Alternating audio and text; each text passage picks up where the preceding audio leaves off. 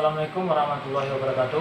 Perkenalkan, nama saya Rio Farogi Dubiana, BP 1901021046 dari jurusan Teknik Sipil, program studi D3 Teknik Sipil, Politeknik Negeri Padang. Assalamualaikum warahmatullahi wabarakatuh. Saya Adel Fitri, BP 1901022055 dari jurusan Teknik Sipil, Prodi D3 Teknik Sipil, Politeknik Negeri Padang. Assalamualaikum warahmatullahi wabarakatuh. Perkenalkan, nama saya Ripa Nopianti, BP 1901021038 dari Prodi D3 Teknik Sipil, Politeknik Negeri Padang. Assalamualaikum warahmatullahi wabarakatuh. Perkenalkan, nama saya Koimah Kisti dari kelas 2A D3 Teknik Sipil, Politeknik Negeri Padang dengan nomor BP 1901023016. Selain sebagai negara maritim, Indonesia dikenal sebagai negara agraris, di mana sebagian besar penduduk Indonesia bermata pencaharian sebagai petani, yaitu sebanyak 33,5 juta menurut sumber Badan Pusat Statistik atau BPS tahun 2018. Dengan luas baku sawah nasional saat ini mencapai 7,46 juta hektar.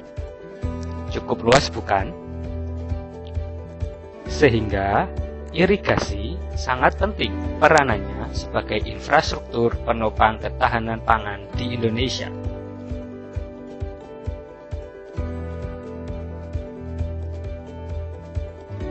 Irigasi dan bangunan air akan menjadi topik pembahasan kita kali ini. Dan untuk materi pertama akan dibahas tentang sistem irigasi di Indonesia.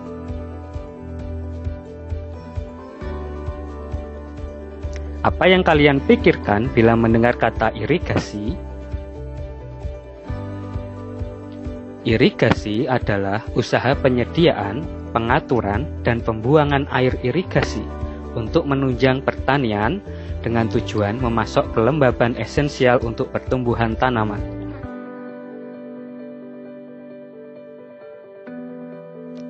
Di Indonesia, irigasi diperlukan pada musim kemarau, di mana hampir tidak ada curah hujan untuk memenuhi kebutuhan air tanaman.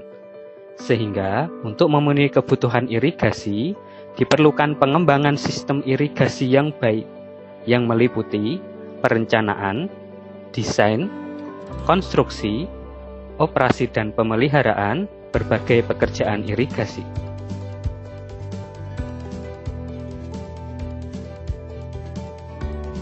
Maksud irigasi yaitu untuk memenuhi kebutuhan air atau water supply untuk keperluan pertanian, meliputi pembasahan tanah, pemupukan, pengatur suhu tanah, menghindarkan gangguan hama dalam tanah, dan lain sebagainya. Sementara, tujuan irigasi diantaranya, air yang tersedia dapat digunakan atau dimanfaatkan secara efektif dan efisien. Air yang tersedia dapat dibagi secara adil dan merata.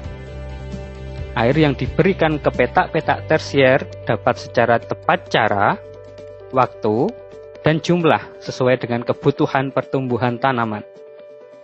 Dan akibat negatif yang kemungkinan ditimbulkan dari kelebihan air dapat dihindari. Sehingga akan mendukung produktivitas usaha tani guna meningkatkan produksi pertanian dalam rangka memenuhi ketahanan pangan nasional dan kesejahteraan masyarakat, khususnya petani. Metode pemberian air untuk pertanian tergantung pada jenis tanaman, keadaan medan, keadaan tanah, dan ada tidaknya persediaan air. Metode pemberian air yang dapat dipakai yaitu flooding method atau penggenangan. Metode ini biasa digunakan untuk tanaman padi. Metode yang kedua adalah furrow irrigation atau alur atau guludan yang biasa digunakan untuk tanaman tebu atau jagung. Metode yang ketiga adalah sprinkler atau sistem pancaran. Dan metode yang terakhir adalah drip method atau tetes. Metode sprinkler dan tetes dapat digunakan untuk tanaman palawija. Apakah kalian pernah melihat masing-masing dari metode pemberian air yang telah ditunjukkan tadi?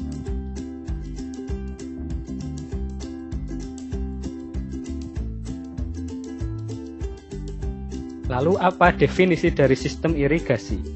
Sistem irigasi adalah keterpaduan secara menyeluruh dari elemen irigasi yang saling berhubungan baik guna mencapai suatu tujuan irigasi.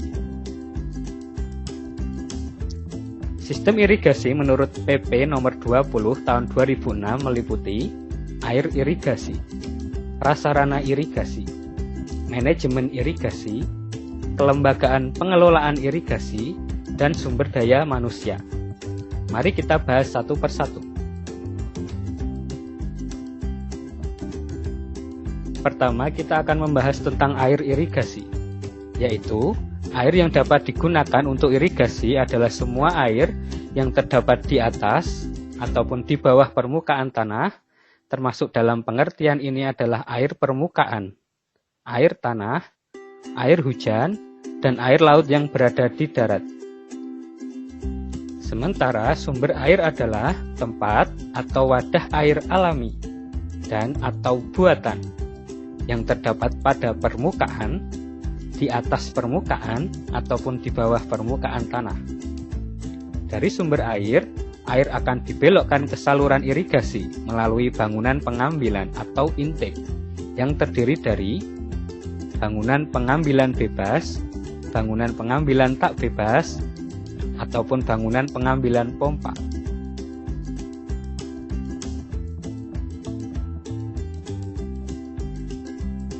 Aktivitas dalam irigasi meliputi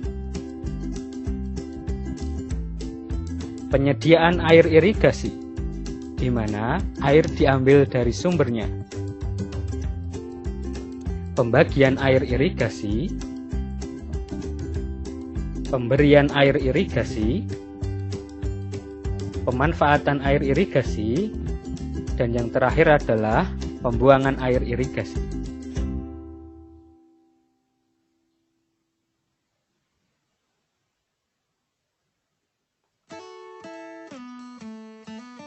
Penyediaan air irigasi yaitu penentuan volume air per satuan waktu yang dialokasikan dari suatu sumber air untuk suatu daerah irigasi yang didasarkan pada waktu, jumlah, dan mutu sesuai dengan kebutuhan untuk menunjang pertanian dan keperluan lainnya.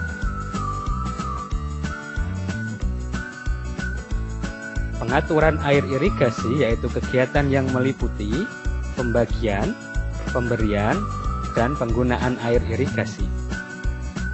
Sementara pembuangan air irigasi adalah pengaliran kelebihan air yang sudah tidak dipergunakan lagi pada suatu daerah irigasi tertentu.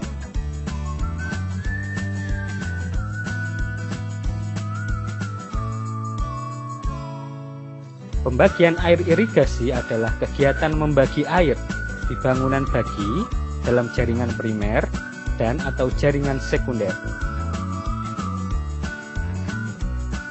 Sementara pemberian air irigasi meliputi kegiatan menyalurkan air dengan jumlah tertentu dari jaringan primer atau jaringan sekunder ke petak tersier.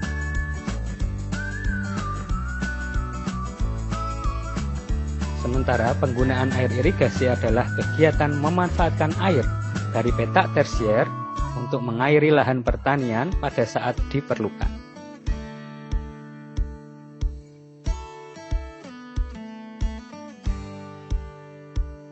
Klasifikasi jaringan irigasi di Indonesia dibagi menjadi jaringan irigasi sederhana, di mana sistem pelaksanaan operasional pembagian air pada jaringan irigasi sederhana pada umumnya air tidak diukur dan diatur.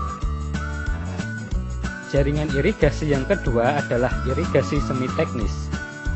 Pengambilan jaringan irigasi ini telah mampu berfungsi dengan baik dan sebagian telah dilengkapi dengan bangunan ukur. Pemisahan saluran pembawa dan pembuang belum dipisahkan secara baik dan pembagian petak tersier belum dilakukan secara detail, sehingga sulit dilakukan pembagian air. Sementara jaringan irigasi yang ketiga adalah jaringan irigasi teknis. Jaringan irigasi ini telah dibangun sistem pengambilan yang permanen, sistem pembagian air dapat diukur dan diatur, serta pembagian jaringan pembawa dan pembuang telah terpisahkan secara jelas. Untuk selanjutnya yang akan kita pelajari dalam materi irigasi dan bangunan air ini adalah jaringan irigasi teknis.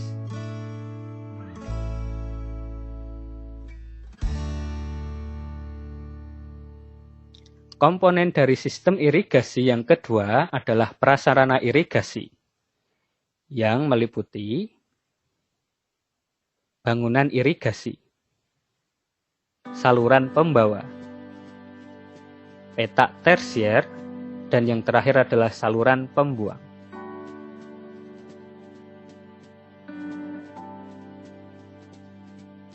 Bangunan irigasi adalah suatu bangunan yang direncanakan pada sumber air atau saluran irigasi, berfungsi untuk mengalirkan air irigasi ke lahan pertanian atau membuang kelebihan air, sehingga air irigasi dapat dipakai guna keperluan irigasi secara tepat tempat, jumlah, waktu, dan mutu.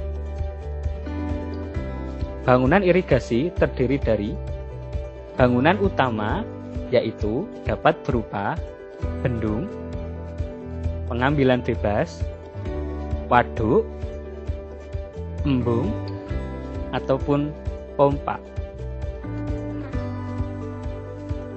Bangunan yang kedua adalah bangunan bagi sadap yang terdiri dari bangunan bagi, bangunan sadap, bangunan bagi sadap, box tersier, dan box kuarter.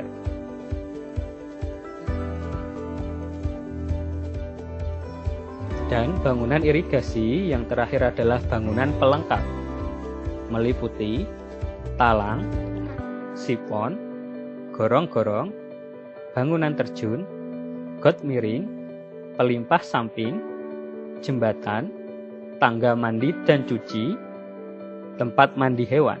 Seluruh bangunan irigasi ini akan kita pelajari dalam materi selanjutnya.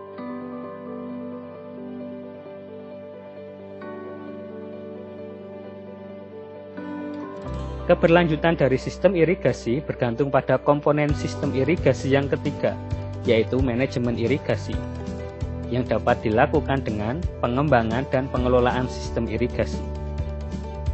Pengembangan dan pengelolaan sistem irigasi diselenggarakan secara partisipatif, terpadu, berwawasan lingkungan hidup, transparan dan akuntabel, yang terakhir adalah berkeadilan secara proporsional, sesuai dengan Undang-Undang Nomor 20 Tahun 2006 Pasal 4. Komponen sistem irigasi yang keempat adalah kelembagaan pengelolaan irigasi, meliputi instansi pemerintah yang membidangi irigasi, perkumpulan petani pemakai air, dan komisi irigasi.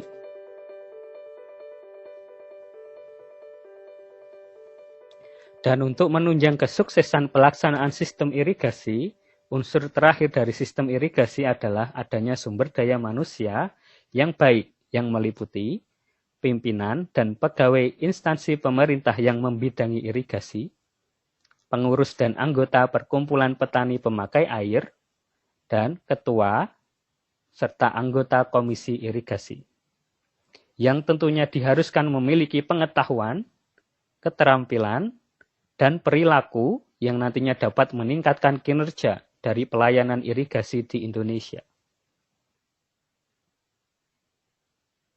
Bagaimana sudah mengerti tentang sistem irigasi di Indonesia? Materi selanjutnya akan mulai kita bahas tentang jaringan dan bangunan irigasi.